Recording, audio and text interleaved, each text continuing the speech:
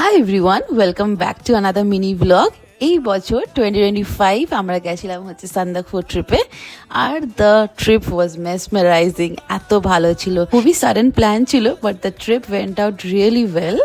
Are the weather was really good. প্রথমে কলকাতা থেকে বাগডোগরা ফ্লাইটে করে গেলাম।